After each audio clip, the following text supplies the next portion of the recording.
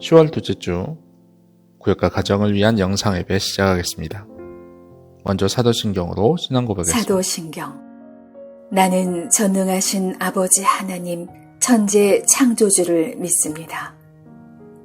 나는 그의 유일하신 아들 우리 주 예수 그리스도를 믿습니다.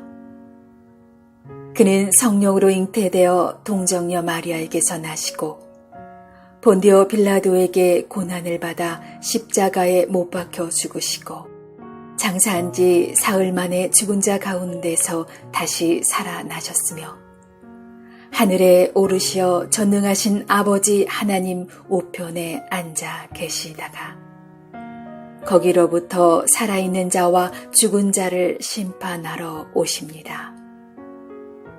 나는 성령을 믿으며 거룩한 공교회와 성도의 교제와 죄를 용서받는 것과 몸의 부활과 영생을 믿습니다. 아멘.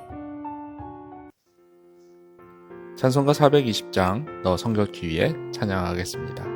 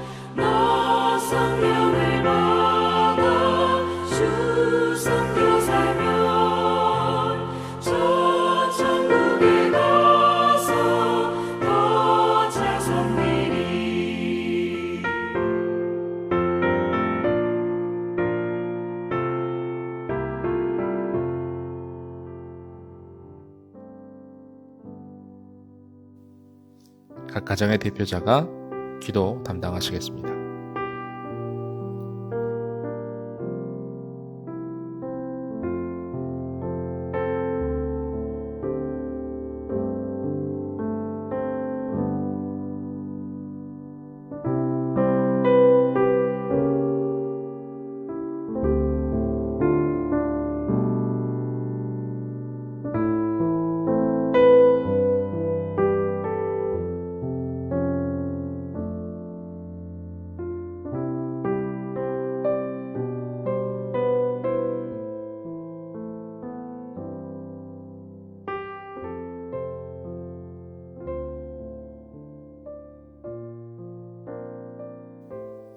오늘 말씀은 사사기 16장 22절에서 31절입니다.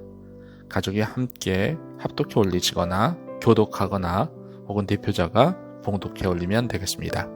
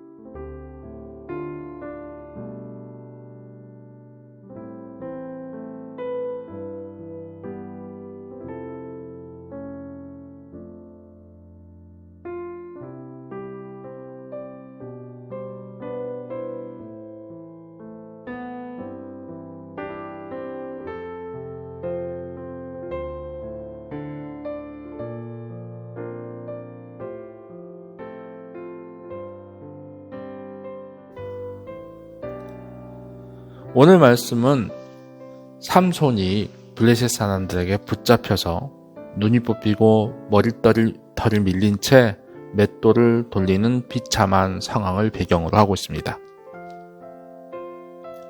그러나 그의 머리털이 다시 자라기 시작했다는 구절은 하나님의 구원 역사가 암울한 상황을 넘어서 서서히 그리고 강력하게 진행되고 있었다는 것을 알려줍니다.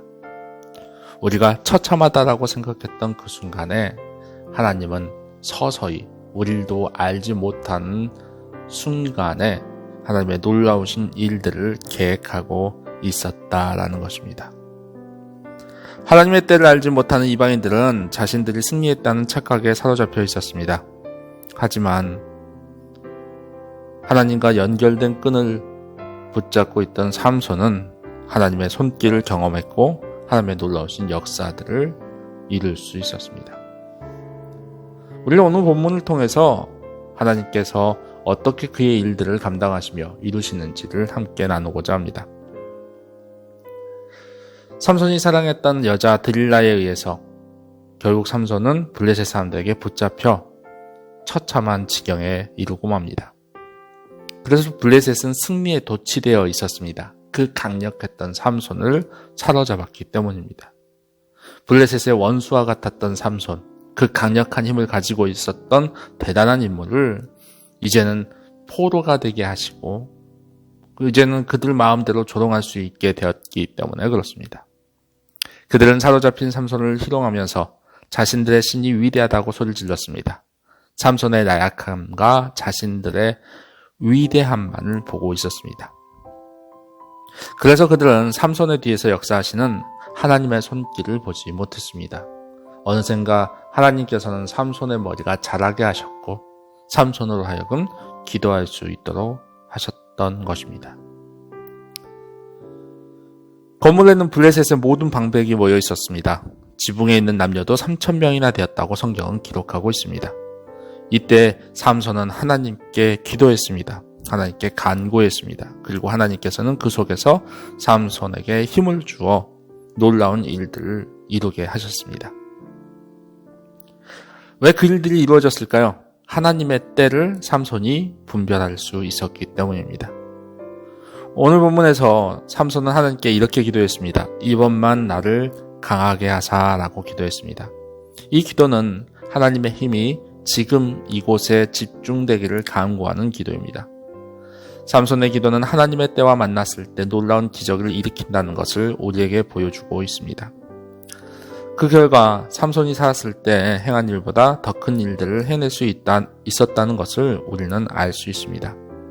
우리를 향한 하나님의 때를 우리는 늘 분별할 수 있어야 됩니다. 하나님께서는 우리를 향한 힘을 준비하고 계십니다. 우리를 향한 역사를 준비하고 계십니다. 우리는 그 때를 정확하게 알 수 있어야 됩니다. 만약 하나님의 때를 우리가 알지 못하면 우리는 우리가 원하는 그 놀라운 일들을 경험할 수 없게 되는 겁니다. 그러므로 여러분의 삶 가운데 하나님의 때와 여러분의 기도가 만나는 은혜가 있기를 원합니다. 잠깐 묵상하는 시간 한번 생각해보는 시간을 갖고자 한 가지 예화를 읽어드립니다. 어느 날 아침에 한 남자가 숨을 몰아쉬면서 기차역 안으로 급하게 뛰어들어왔습니다. 그리고 매표원에게 물었습니다. 8시 1분 기차가 언제 떠나지요? 8시 1분에 떠납니다. 그러면 내 시계로 지금이 7시 59분이고 시청 시계로는 7시 57분 그리고 역 시계로는 8시 4분인데 나는 어떤 시계에 맞춰야 합니까? 라고 물었습니다. 그러자 역무원이 답합니다. 어떤 시계에 맞추든지 당신 마음대로입니다만 당신은 8시 1분 기차를 탈 수 없습니다. 그 기차는 이미 떠나버렸거든요. 라고 매표원이 말했습니다. 하나님의 시간은 전진합니다. 대다수의 사람들은 그들이 계획한 대로 살아갈 수 있고 자신이 선택한 때에 하나님께 나아갈 수 있을 것이라고 생각합니다. 그러나 하나님의 때는 정해져 있습니다. 전도서는 때에 대해 언급합니다. 범사에 기한이 있고 천하만사가 다 때가 있나니 전도서 3장 1절 말씀입니다. 우리는 하나님께서 우리의 삶과 사명, 교회와 민족을 향해 계획하신 때와 시기에 더 깊이 관심을 갖고 주목해야 합니다. 우리는 하나님의 뜻을 알지 못하기 때문에 심는 계절에 거두려 하고 추수할 시기에 심고 쉬어야 할 때 달리고 달려야 할 때 쉬려고 합니다. 하지만 아무리 옳은 일을 한다고 할지라도 하나님의 때와 맞지 않는다면 헛수고일 뿐입니다. 여러분, 하나님의 때가 분명히 있습니다. 지금 코로나19로 우리가 어려움을 당하고 있지만 분명히 하나님이 준비한 때가 있습니다. 그러므로 우리는 지금 하나님과 연결되어져서 소통할 수 있는 기도의 끈을 놓지 말아야 됩니다. 하나님께 더 깊이 기도하여 하나님의 때와 하나님의 계획을 정확하게 기다리고 또한 그때에 맞춰서 주의 일들을 감당할 수 있도록 준비할 수 있어야 됩니다. 삼손을 통해서 놀라운 일을 이루신 하나님의 그 놀라우신 계획을 여러분들이 신뢰한다면 지금 우리가 기도할 때라는 사실을 바로 알고 함께 기도하는데 힘쓰시기를 바랍니다. 기도하겠습니다. 우리의 삶 가운데 역사하시는 하나님, 우리와 함께 하시며 모든 것을 준비하고 계심을 믿습니다. 우리의 생각에 앞서 하나님의 뜻을 분별하지 못하는 어리석음을 저지르지 않게 하소서. 하나님의 때를 기다리며 하나님께 간절히 기도할 수 있도록 우리를 인도하소서. 하나님의 생각과 하나님의 계획이 가장 먼저임을 우리가 인정하게 하소서. 감사드리며 우리 주 예수 그리스도의 이름으로 기도드리옵나이다. 아멘. 가족들과 함께 격려의 인사도 나누시고요. 서로를 위로해주는 인사도 나누시고 그리고 함께 기도하자고 결단도 하시기 바랍니다.